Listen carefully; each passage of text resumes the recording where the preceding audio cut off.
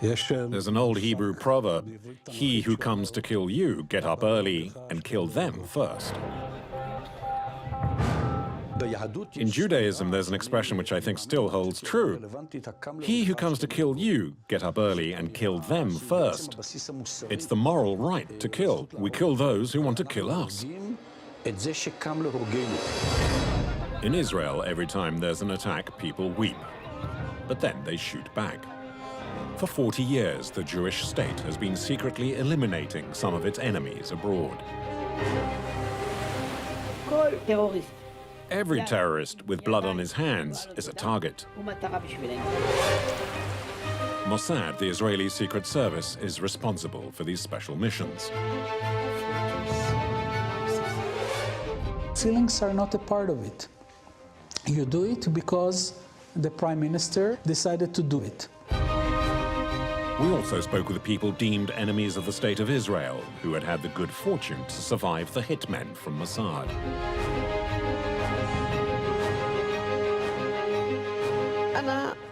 The screams woke me up. And then I saw 4 armed men arrive. They wanted to kill me in my sleep. But the will of the Almighty decided otherwise. In Israel, the proverb, "an eye for an eye, a tooth for a tooth," has become a perfectly acceptable state policy.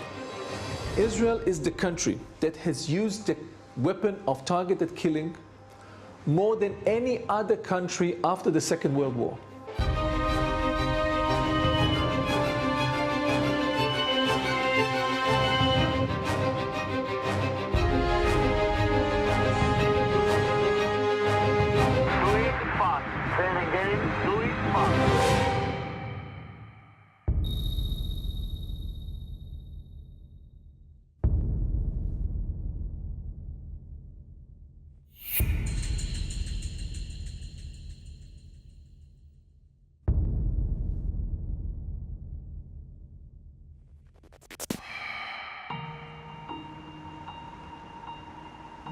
Tunis, Amman, Dubai.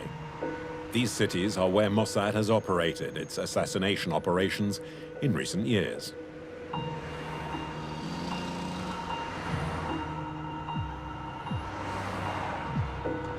March 1978, a Palestine Liberation Organization, or PLO, commando hijacks a bus in the Israeli town of Gililot. It's one of the most serious attacks in Israel. 38 people are killed, including 13 children.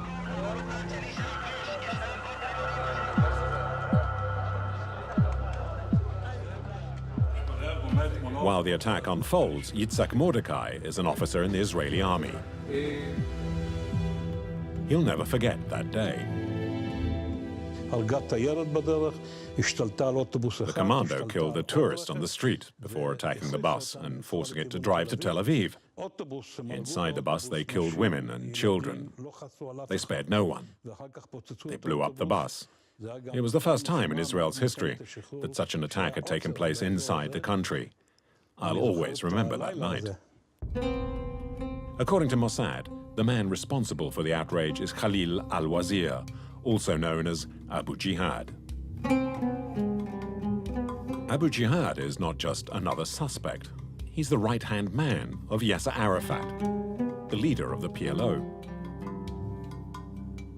Here he is in the mid-1980s, filmed by another of his aides.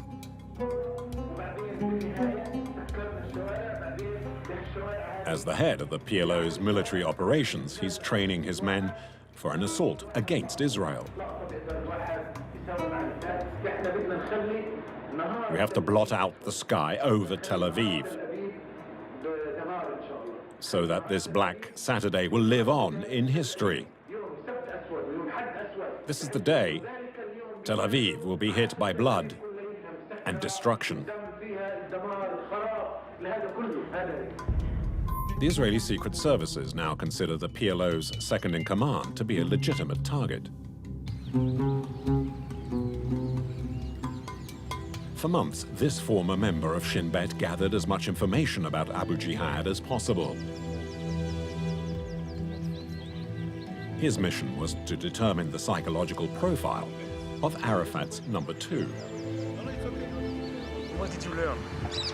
That he is smart, that he is very addicted to the mission, that he learned a lot, that he check every single point, that he is going to deal with it, that he do it by himself. Abu Jihad is someone who liked to be in control and sometimes enjoyed provocation. In 1987, as stone-throwing Palestinian youth staged the Intifada against Israel, Abu Jihad takes credit for the uprising. To Israel, it's a red flag. At the time, Moshe Nissim is the finance minister. His opinion was that Abu Jihad had to be killed, and as soon as possible.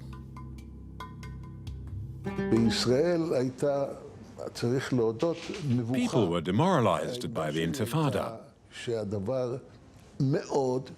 I believed Abu Jihad's death would boost their morale. Abu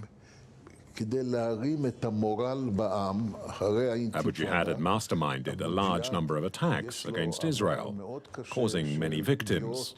It couldn't go on. We had to terminate him.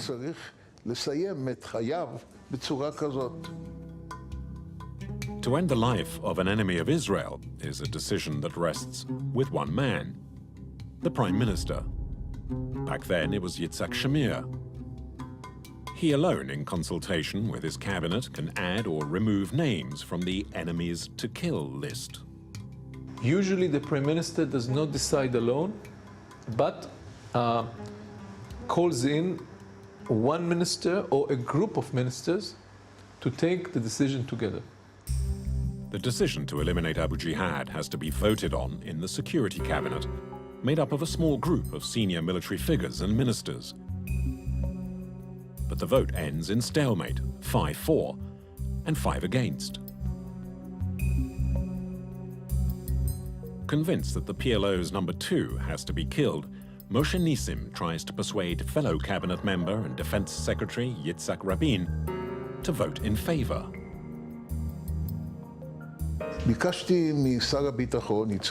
During the Security Cabinet meeting, I asked Minister Rabin to come with me to an adjacent room. I told Yitzhak Rabin, "You're the Minister of Defense, and I think you should be the first to support the proposal. We need to show the world that we can still carry out this sort of operation."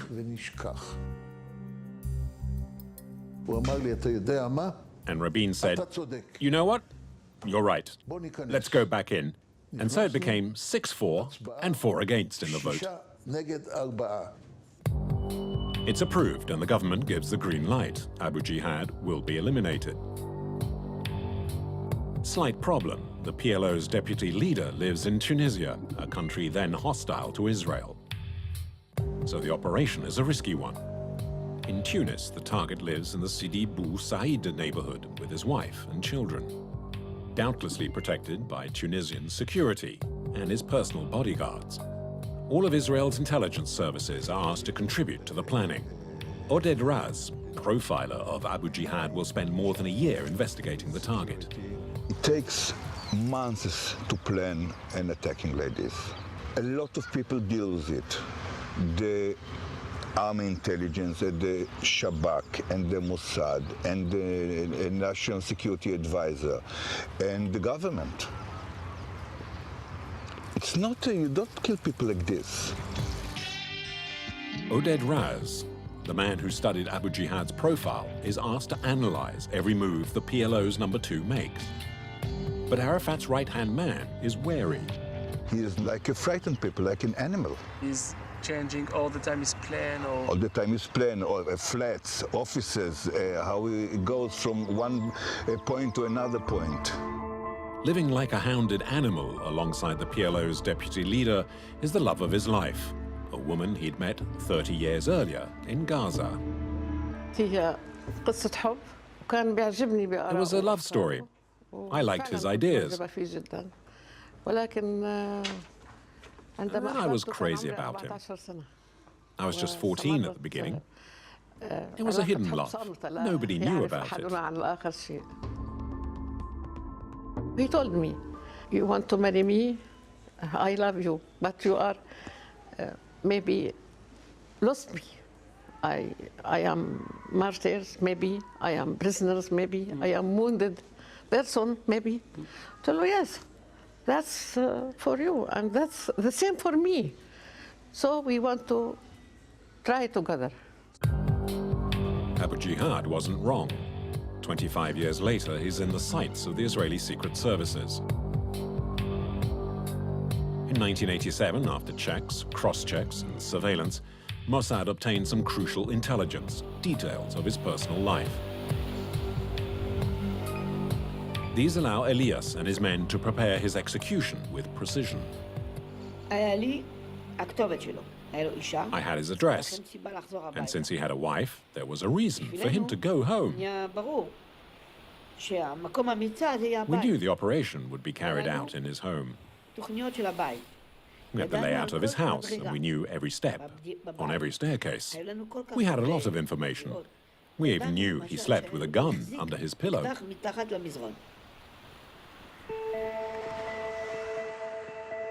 At the time, Abu Jihad suspected the Israelis might booby-trap his car, and he warned his wife. He afraid many times to take me with him in his car. Yeah? Yes. He did not allow me to join him anywhere.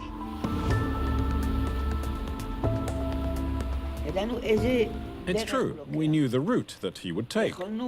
We could have bombed his car. But in the end, you choose the method that has 99% chance of success. The objective was to kill Abu Jihad, not wound him. You can't be sure an explosion will kill a target. But if you shoot him at close range, then you'll know he'll die. By the beginning of 1988, the procedure had been chosen. Warships would sail for Tunis, where a commando unit would secretly disembark and make its way to the house of Abu Jihad. The operation is completely unlawful and needs to be executed as quickly as possible. The 18th of April, 1988, is D-Day. En route to Tunis, the commando unit receives a last coded signal from Israel's military headquarters.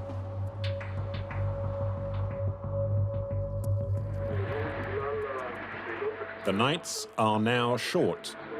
The mission and the operation have to be very precise, very quick, and we wish you every success. In Tunis, Mossad informants carry out one last check.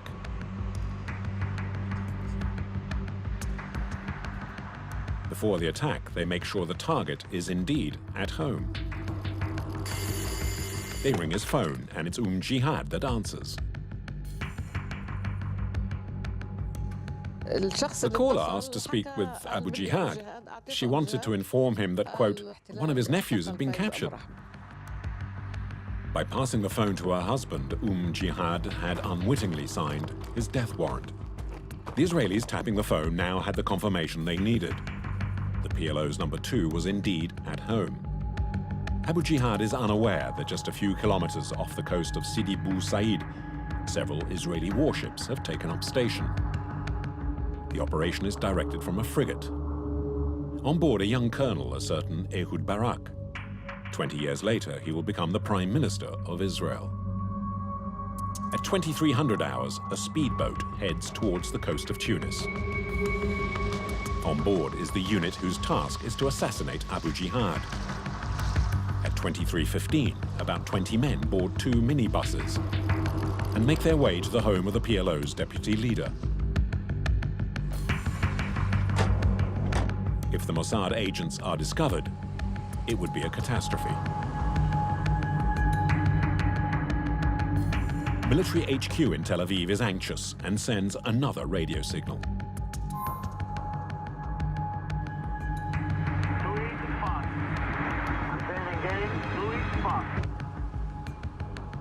In a few minutes, the Mossad agents are at Abu Jihad's front door. Everything seems calm, with just one sentry keeping watch. They killed the guard with a silencer. From the death of the guard to reaching his bedroom took barely 10 seconds.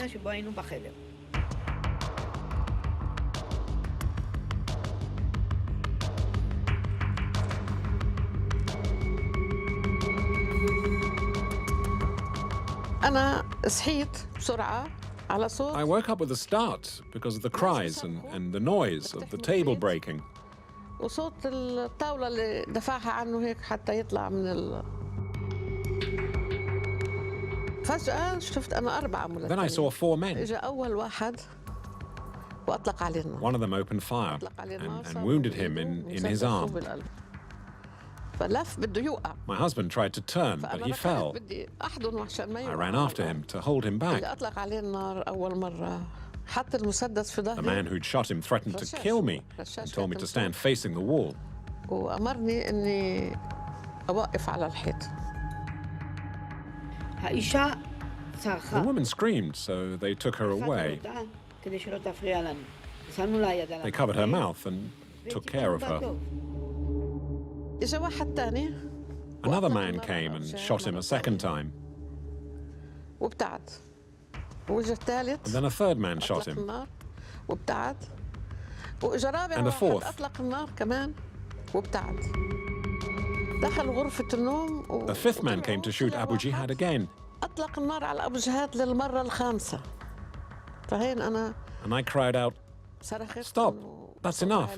إنه بس. Stop!" It's enough. يعني بس. A PLO inquiry said Abu Jihad had been struck by 75 bullets fired by 5 different guns. The whole operation took less than 10 minutes.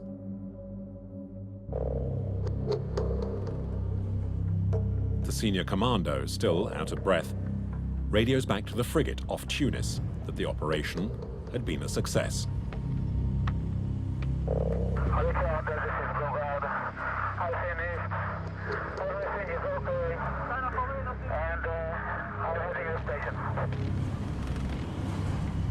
The Bogart, the head of the commando unit that had just killed Abu Jihad, would carve out a career in politics.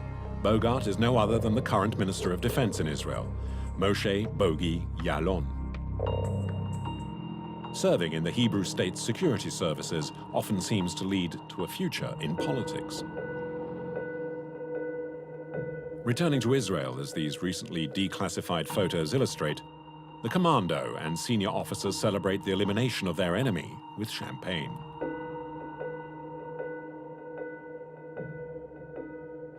On the way home, the men were happy, but there was no sense of triumph. No one was singing.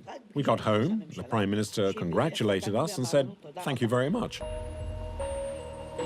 Early on the morning of the 19th of April, 1988, a few hours after his death, news of Abu Jihad's killing explodes onto the world's media. Good evening, ladies and gentlemen. Our top story this Saturday morning is the assassination of Abu Jihad.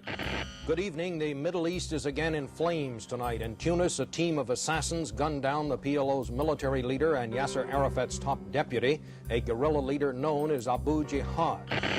In the middle of the night, at his residence in Tunis, the PLO's number 2 was assassinated in front of his wife and daughter. A hit squad gunned down the victim, known as Abu Jihad, at his home in Tunis. The media almost immediately suspects Israel was responsible. In Tel Aviv, as they do after every Mossad operation, the authorities neither confirm nor deny the reports. The day after the assassination, Yasser Arafat visits his deputy's home. In Gaza, the Palestinians call for revenge against Israel.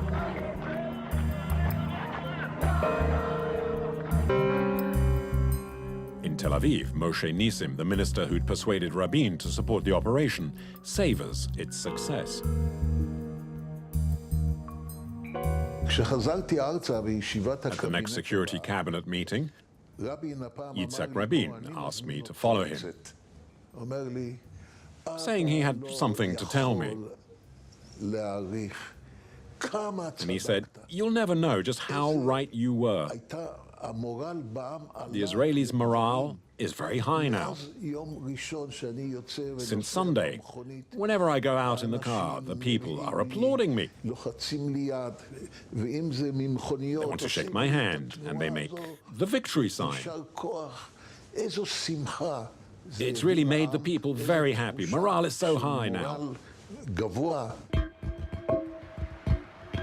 In 1993, the Oslo Accords finally bring the PLO and Israel together to negotiate a peace process. But the reprieve will be brief for the Jewish state.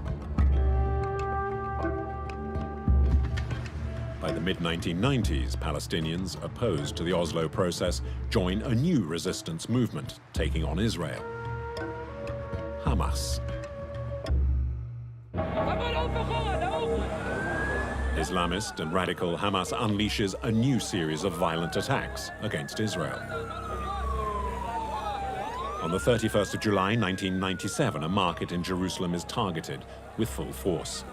A bomber kills 14 and injures 156 others.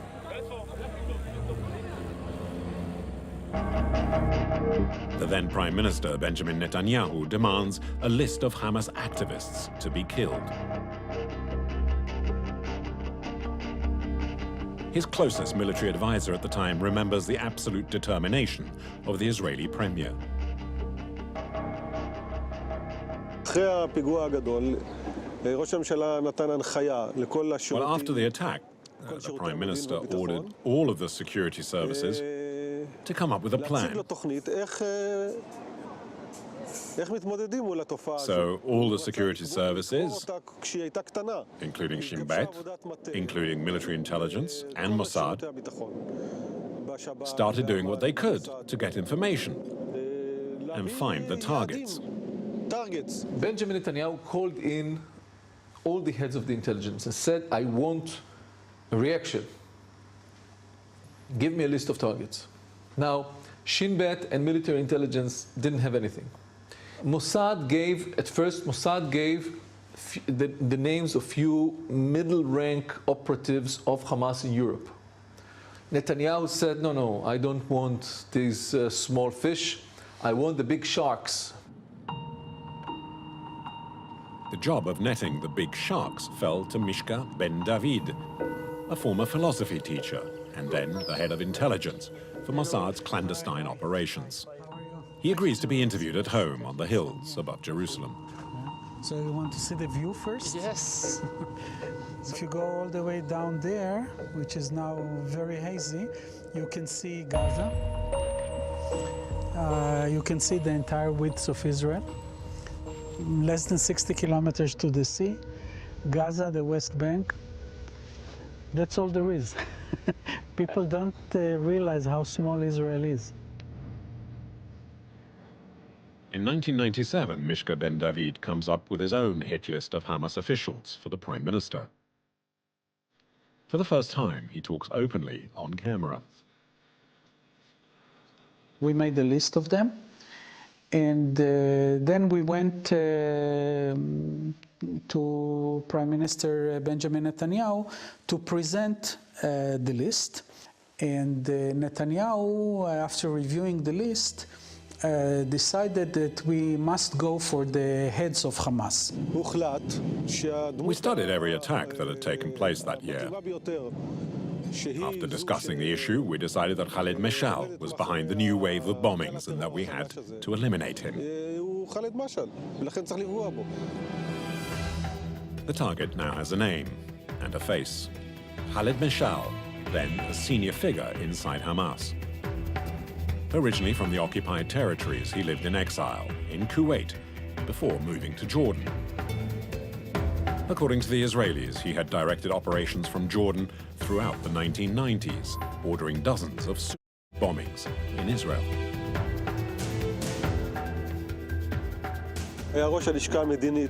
He was the head of Hamas's political office, but the term political office is misleading because it also dealt with the Mukawama, the terrorist actions against Israel.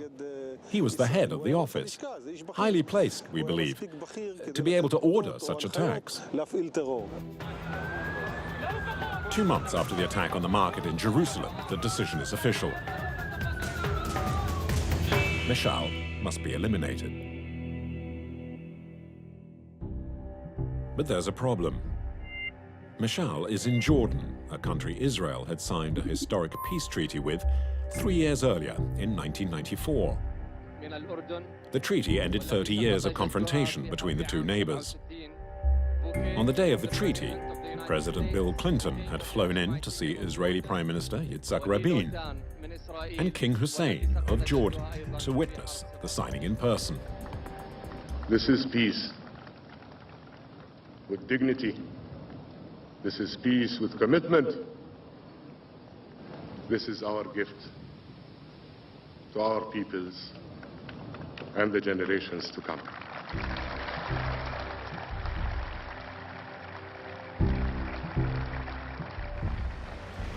Given the treaty, it was difficult for Israel to secretly kill an enemy inside Jordan. But for Netanyahu, eliminating Mishal was a national priority.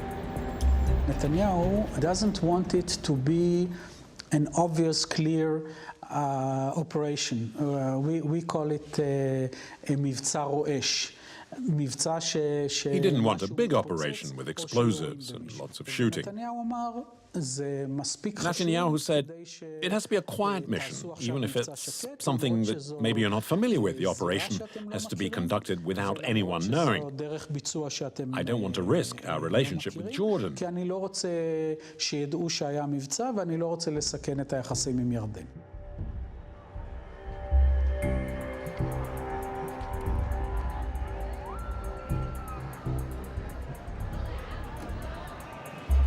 Mishka ben David's men decide the most discreet way to kill Mishal is to poison him. The purpose of the poison was to create a fast, but not too fast, death of Khalid Mashal that could not be traced, that could not be attributed to Mossad, and it would happen hours after all the operatives that were involved in the operation are all long gone and out of Jordan. But even to poison Mishal means getting close physically. Members of Mossad's assassination squad therefore decide to take a look at the offices from where Mishal directs Hamas operations. The original plan was based on using two operatives.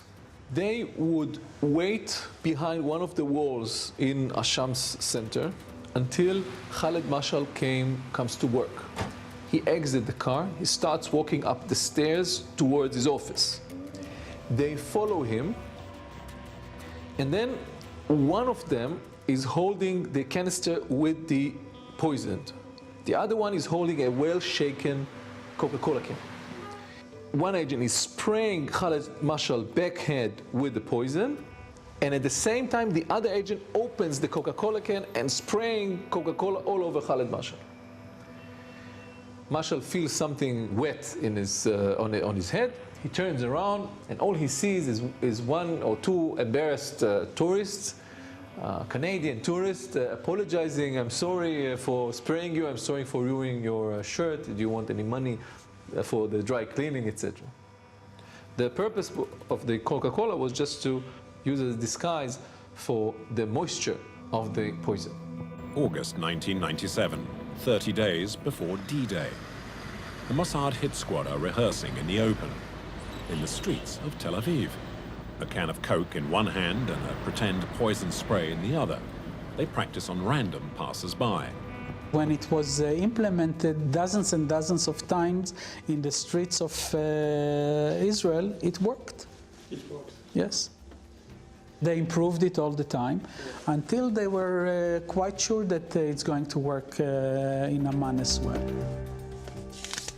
With the killing technique now perfected, the Mossad team under Mishka ben David is due to head to the Jordanian capital with fake Canadian passports. Here he is, pretending to be a tourist, enjoying himself as he visits the archaeological sites in Amman. Were you really visiting that, or it was just for your cover? It's a combination. I wanted to be there, and of course I needed it for my cover. You cannot be for a week a tourist in Jordan and not go anywhere, just be in the hotel. And that was maybe just the day before, you think? It could be the day before or 2 days before. Yeah, it could be. It's definitely not the day after.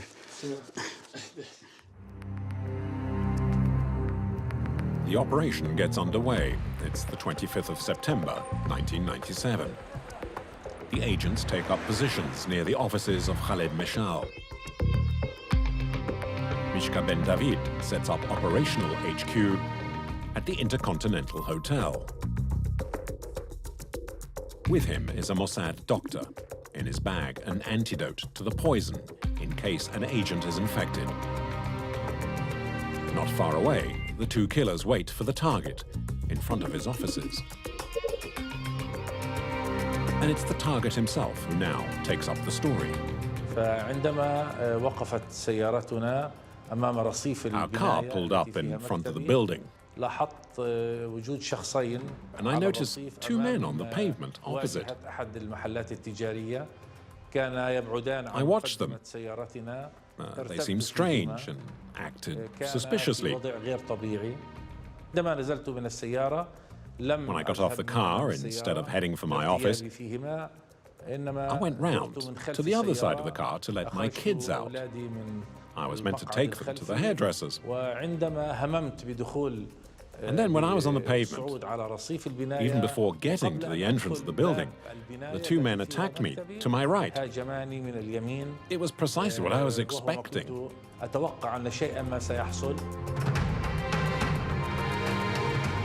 They started to spray him with the poison in the Coca-Cola. And instead of hitting the back of his head, they hit his ear. I heard this very loud noise in my left ear, and I felt like an electric shock all through my body. The two agents started to run to the other direction, and at the same time, another Hamas operative came and saw the whole happening. And he started to follow the two agents, the two operatives, that were going towards the getaway car. The car screaming away attracts the attention of a passing driver, a pro-Hamas sympathizer. Intrigued, he sets off in hot pursuit after the Mossad agents. The car chase winds through the streets of Amman. After 800 meters, the two Israelis, knowing they're being chased, leap from the car. They find themselves on some wasteland, still chased by the Jordanian. The crowd soon forms. Trapped by the mob who forces them to a local police station, the two agents are soon unmasked as Mossad operatives by Jordanian intelligence services. Poolside at his hotel, Mishka Ben David is unaware he has a serious problem. But that soon changes. I was reading the book by D.H. Salinger at the swimming pool.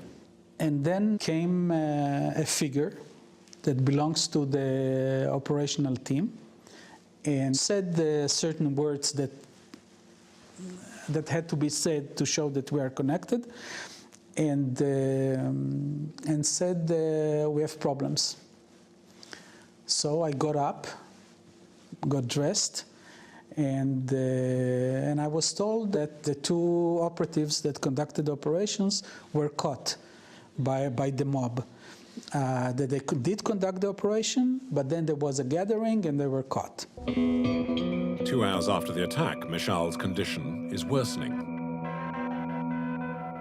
I started feeling very ill. Nausea at first, and then I lost my balance. I felt very weak. I told my colleagues what had happened. I said I was the victim of a bizarre murder attempt using a very effective method. Later on, we discovered that it was a chemical weapon. So I called, not from my room, HQ in Israel. And I was told to take the different operatives and bring them to the embassy. I knew where each one of them would be, and I took them one by one and brought them to the embassy. To keep it low-key, Mishka Ben David uses local taxis to get the agents to safety. He doesn't know yet that Jordanian authorities have exposed the other two. When informed, King Hussein of Jordan is furious. The king soon receives an important call from Israel. Peace treaty is still active. His former chief of staff was present. Could have been cancelled. Prime Minister Netanyahu called His Majesty King Hussein, and he confirmed that what happened to Khalid Mash'al was due to an operation by the Mossad to assassinate him. Feeling betrayed and outraged, King Hussein threatens to tear up the peace treaty he'd signed with Israel 3 years earlier.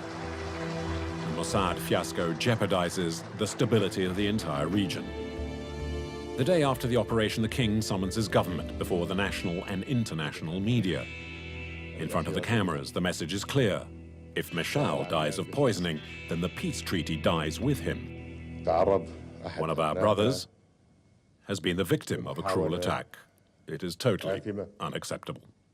I've told our international partners that the existence of the peace treaty depends on the life of this man. حياة مسيرة السلام معلقة بحياة هذا الأردن.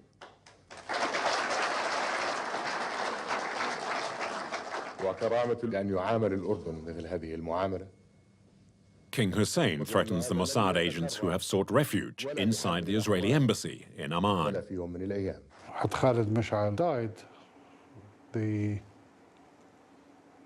Israeli embassy was going to be stormed. Our troops came in and positioned themselves around the embassy, and I informed this to the ambassador, and he told me this is Israeli territory, and according to Geneva Conventions you cannot do that. I said, well, if it has become a shelter for people who try to assassinate a Jordanian, then how is the Geneva Convention going to apply?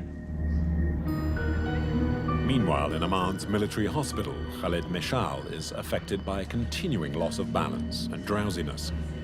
His health is visibly deteriorating. The doctor's prognosis is that he just has a few hours to live.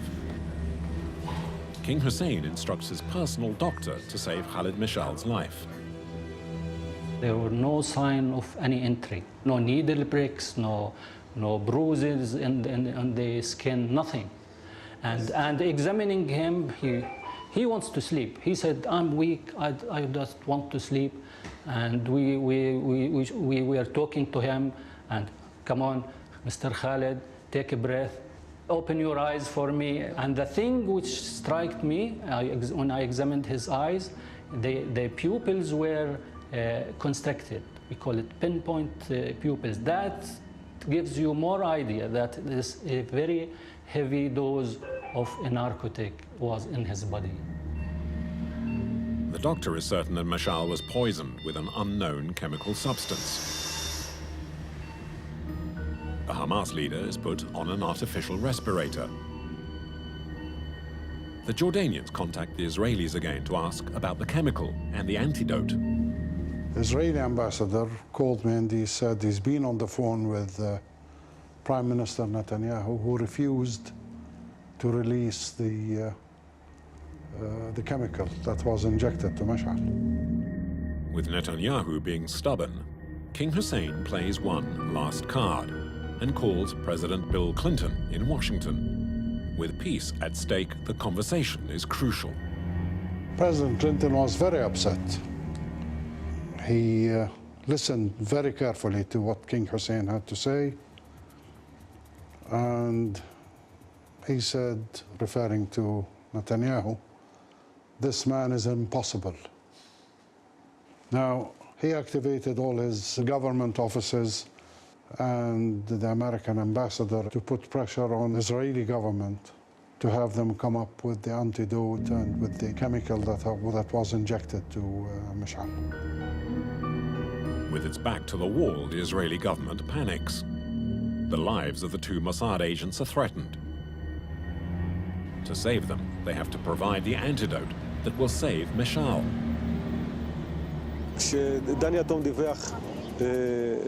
When the head of Mossad told us that the mission had failed, the Prime Minister asked, "What's happened to our people?" The answer was, "There's a problem."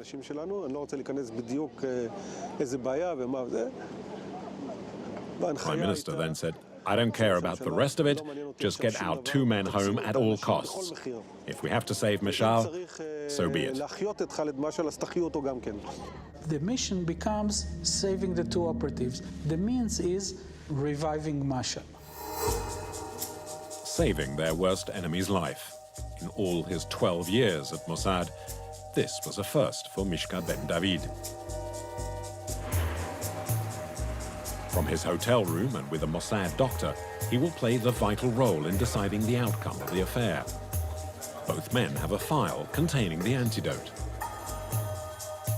Then I got a call from the head of operations saying, "Go down to the lobby with the doctor. There is a person from the Jordanian security, his name is Captain Firas. Give him the antidote, and the doctor should go with him and inject it to Mashal." He was in uniforms, and I went. I said, "Captain Firas?" He said, "Yes." So I said, "Here is the antidote, and here is the doctor." And he had a very, very severe look on his face. I wouldn't call it a hateful look, but very, very severe. And we didn't have any conversation except of this.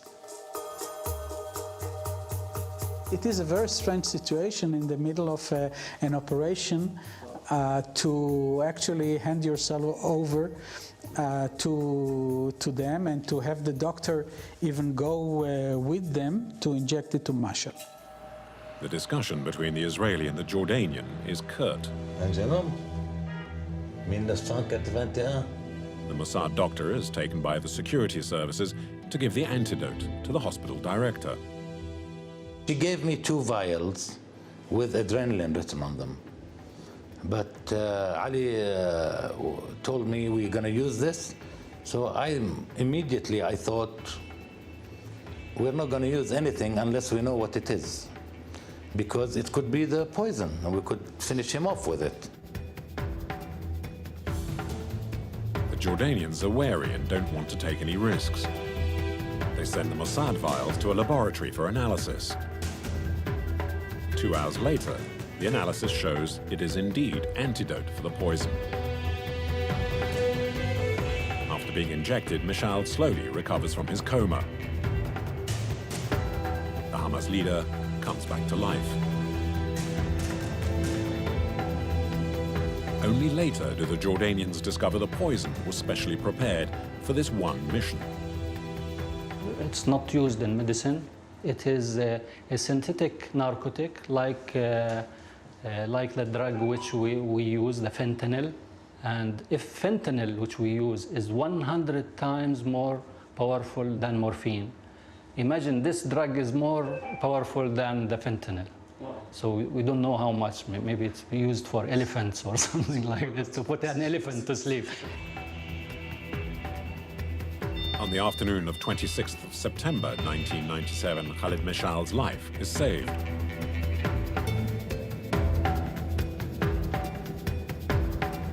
For Mishka Ben David, his enemy's resurrection is ironically good news, even if the mission was apparently a failure. We failed in it. Actually, the operatives succeeded in the operation, but were caught. Mashal was on his way to the other world, but we had to reverse the trend and to bring him back to life.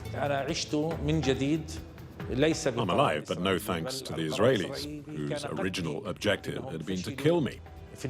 But they failed, and I'm still here because God wanted it that way, and also because of my bodyguards and the courage of King Hussein. Shaken by the whole incident and still furious, King Hussein still has the 2 Mossad agents in custody. In exchange for their freedom, he demands the release of 50 Palestinian political prisoners being held in Israeli jails. Israel accepts the deal. 2 days later, 2 helicopters fly over Amman. One is flying in the released Palestinians to Jordan. The other is heading in the opposite direction with the 2 Mossad agents. Israel has one more humiliation to undergo when it's forced to free the founder of Hamas, the aged Sheikh Ahmed Yassin, who had been in prison for 8 years. A few days after the Mashal affair, the handicapped sheikh is given a hero's welcome by the King of Jordan. And later he returns triumphantly to Gaza. It's a double blow for Mossad. Mashal is alive and Sheikh Yassin a free man. Nobody should underestimate what it took for Israel first to admit doing that, give the antidote to Khalid Mashal, and release Sheikh Ahmed Yassin from prison. This is a major humiliation from Israel. It was a failure, that's true. And the biggest disappointment is the fact that Khalid Mashal is still alive. That's the biggest failure of the mission. And then we had to liberate Sheikh Yassin, but we liquidated him a few years later. So that score was finally settled. A score indeed settled 7 years later when 3 Israeli missiles strike the Hamas founder as he leaves his home. In Gaza, 200,000 Palestinians attend the funeral of the Sheikh. In the crowd, as fate would have it, is Khalid Mashal, the man whose narrow escape from Mossad now means he's lived to become the new leader of Hamas. But a leader who's returned to a life in exile, this time in Qatar. In December 2012, he returned as a hero to the Palestinian lands he'd left 37 years earlier. It's the first time in 37 years that I'm in Palestine, and the very first time I've ever been to Gaza. Do you think he's still on the list? I don't know if he's on the list or not. I don't know what is the list is now. What is the list now? I have no idea. I think that whenever Israel decide, if Israel will decide to eliminate him, Israel can do so. Remember that it was done before. The fact that we had to bring him back to life is another issue. But he was killed before, and so this is a fact. On the 19th of February 2010, Mossad will stage one of its most spectacular operations. And under the very gaze of dozens of security cameras, it's a world's first.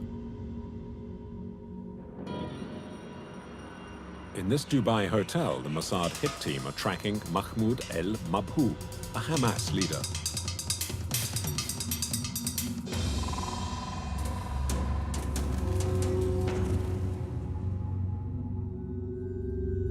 Al-Mabhouh is suspected of smuggling weapons from Iran into Gaza for use by Hamas's armed brigades.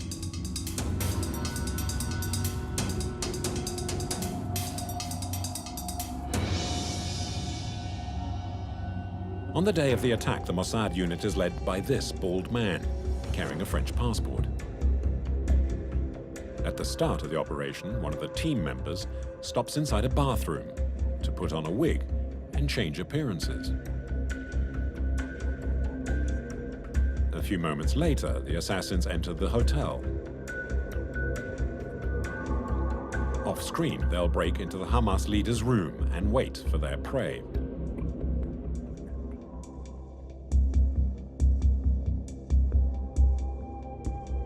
At 6:40 p.m., Al-Mabhouh gets back to his room. These are the last images showing him alive. Inside, the Mossad team is waiting.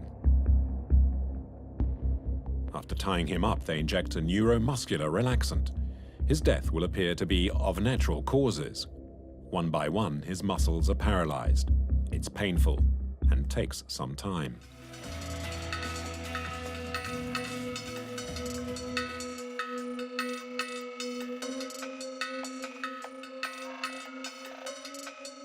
Could the agents not have known the hotel was littered with surveillance cameras? In this video, one of the agents looks directly at one of the hotel cameras. But throughout the entire operation and on their passport photos, all the agents are heavily disguised so as not to be identified. False names, false noses, false eyebrows, false beards. One person we spoke to confirmed this was the case. Yarin Sharaf is a makeup artist working in fashion. As a sideline, he also helped disguise Israel's secret agents for 18 years.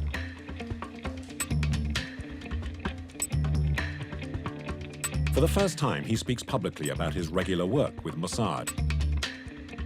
He says the interview was done with the knowledge and approval of the authorities. Even if I'm accredited to the Defense Ministry, I try not to ask too many questions. All I want to know is what concerns the country or where the Mossad agents will be operating. I don't want to make these people feel uncomfortable by forcing them to talk. The less you know, the better. If you put makeup on someone who's going to a Muslim country, this beard, for example, will help disguise them as a cleric. But I don't like that, actually. What I'm interested in doing is what's needed, what's specially adapted, a specific makeup for the country they'll be going to. Yarin Sharaf knows that the agents' lives could depend on the quality of his work. You have to appreciate, this isn't a joke. I stick a little beard on, of course, but for them, their lives are at risk. The makeup artist says he wasn't involved in the Dubai operation, but it's impossible to check. But Yarin Sharaf is very familiar with the methods employed by the commandos, such as going into the bathroom to put on a wig. It's a technique he's been teaching the Mossad agents since the mid-1990s.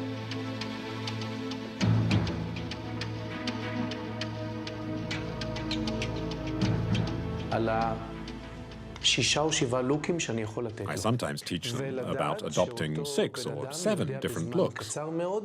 The person has to learn how to change looks very quickly. If I give them special glue, I also need to give them a means to take it off in just a few seconds. It has to be 100% natural. And the person has also to be 100% competent in changing appearances again and as quickly as possible.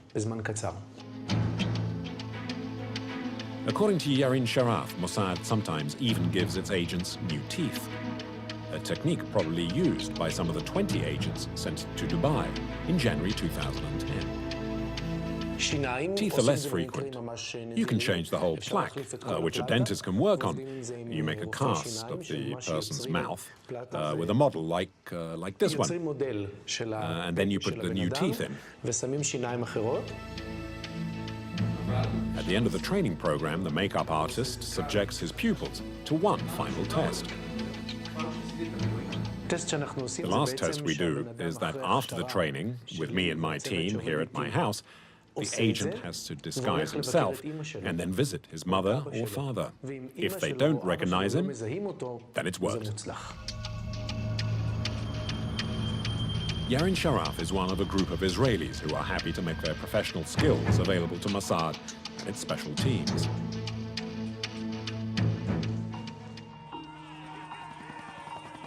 Special ops that are often spectacular, but that now make the finger of suspicion point at Mossad whenever someone mysteriously disappears in the Middle East.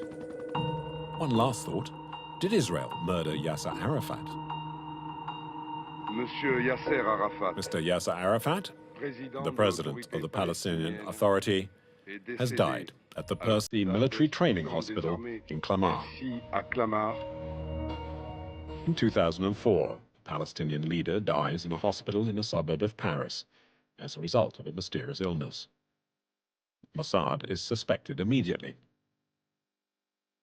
In July 2012, a laboratory in Lausanne says it has found traces of polonium, a radioactive element, on Arafat's clothing. To allow further analysis, the body of the longtime PLO leader is exhumed in November 2012. Today, the cause of his death is still unknown, but to the Palestinians, Israel remains the #1 suspect. One day, analysis or witnesses might shed light on whether Arafat too was a victim of the notorious Hebrew proverb, "He who comes to kill you, get up early and kill them first."